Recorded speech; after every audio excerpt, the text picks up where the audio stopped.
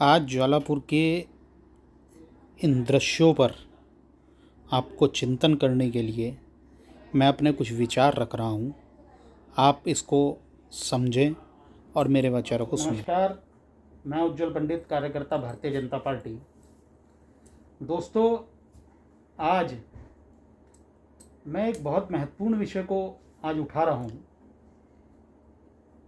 अपने राज्य में भारतीय जनता पार्टी की सरकार है और मैं भी भारतीय जनता पार्टी का कार्यकर्ता हूँ, लेकिन उसके बावजूद मैं आज विषय उठा रहा हूँ नगर निगम हरिद्वार का।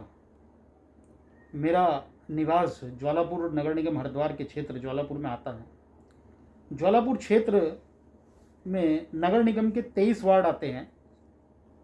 टोटल विधानसभा जो रानीपुर है उसके अंदर 23 वार्ड आते हैं। ज्वालापुर के जो स्थितियां हैं वो बड़ी विकट हो चुकी हैं।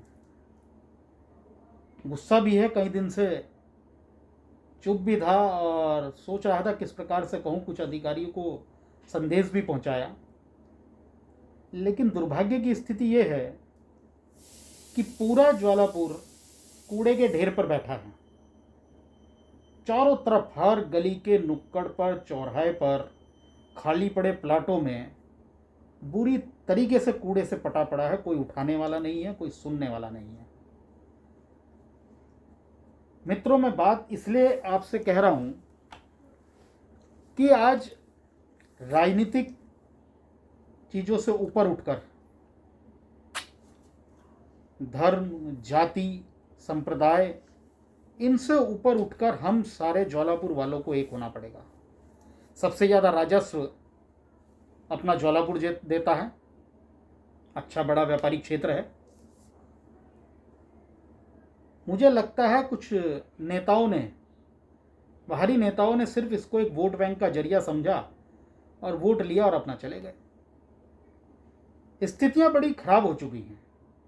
आज मैं उन सारे लोगों से अपील करता हूं, विशेष तौर से उन युवाओं से जो हम सब लोग आपस में स्कूल में एक साथ बैठा करते थे। ना हिंदू था, ना मुसलमान, ना ब्राह्मण, ना दलित, ना वैश्य, ना पंजाबी, सब एक होकर खेलते थे, क्रिकेट खेला करते थे। आजकल वो कोरोना में चल रहा है कि हम तो 3 टप्पे मारकर बोल को शुद्ध कर लिया करते थे। कुछ नहीं था ये सब। वो अटखेलियाँ, वो मित्रता, वो यौवन। आज दोस्तों इस परिस्थितियों को आज एक संघर्ष के रूप में बदलना पड़ेगा। ज्वालापुर के लिए एक लड़ाई लड़नी पड़ेगी। ज्वालापुर नेतृत्वहीन हो चुका है। ज्वालापुर को सिर्फ और सिर्फ वोट बैंक का जरिया माना जाने लगा। ज्वालापुर में कहने के बावजूद, करने के बावजूद भी यहाँ घरों से कूड़ा कलेक्शन की सब चीज़ें ख़त्म हो चुकी है।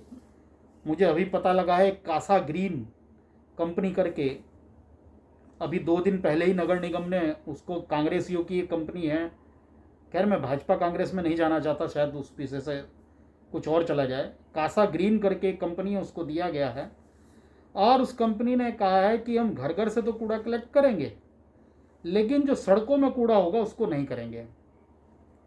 किस प्रकार का ये अनुबंध हुआ है समझ नहीं आता कि सड़कों के कूड़े को कौन उठाएगा।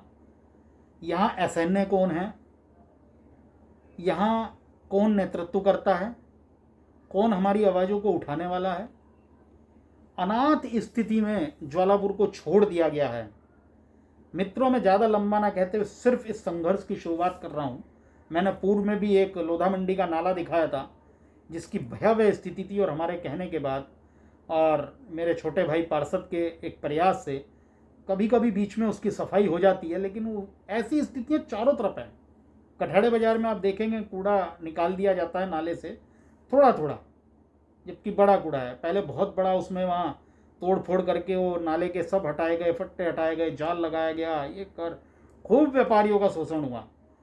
लेकिन स्थिति जस की तस है, बहुत माहौल खराब है। क्या हमें कोई निर्णय लेना नहीं चाहिए? क्या हमें संगठित नहीं होना चाहिए?